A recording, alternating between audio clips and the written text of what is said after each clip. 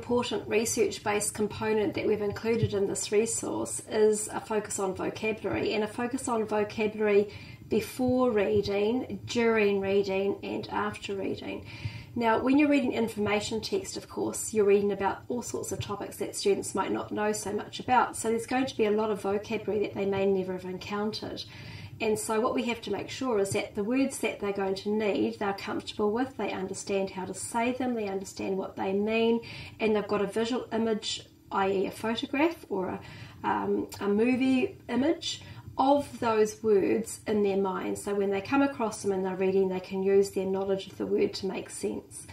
So in this resource, we have provided, as I've said, 3 different components: before reading, during reading, and after reading vocabulary. It's important to note that the teacher manual does have a section on vocabulary and the importance of vocab, so you might want to check in there. And also vocabulary is discussed throughout each of the lesson sequences in the lesson plans. All of the poster size reading, though the model, the strategy, all have the words that we've got highlighted in the text on the back. All of the partner cards have them on the back, and all of the independent cards have them on the back. So on the back of each of these, we've provided the words, and we've provided an explanation or a description to go with those words, and a visual image.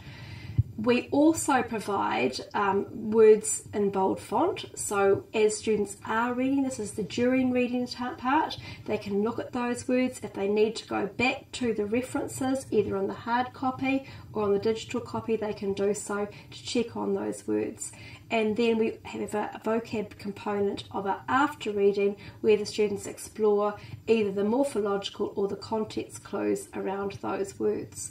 So if we go to the digital part here, let's go on. We're in lesson 1 of Exploring the Ocean. If we click on to know the vocab, you'll see what I've done is I've read the text, and I've thought to myself, what words here are really critical for students to be able to know? What words are really critical for strong vocabulary, i.e. strong comprehension? So I've listed the words that I think are going to possibly be problematic. And then I've drawn on the research around strategies to understand words, which includes descriptions, explanations, and visuals. So we can click on any of these words. So if we click on the word water pressure, let's just have a look at that one, we'll see that what we've selected here is an image of water pressure, so strong water pressure. Students would likely know water and maybe know pressure, but not necessarily the two together, or in the concept of exploring the deep sea ocean. So we've chosen a photograph here, a picture that shows water coming out which is hard, water coming out that's strong. So if you put your hand against it, it will be strong and hard on your hand.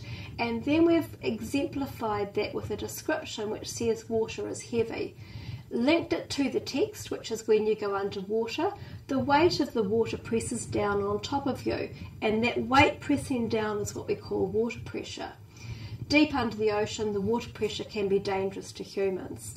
So as a teacher, when you're using this, you check which words the students know, you ask them to tell you what they know about the words beforehand, and then you use the digital here form or the hard copy form to discuss and clarify and talk about each of the words that they're going to be encountering.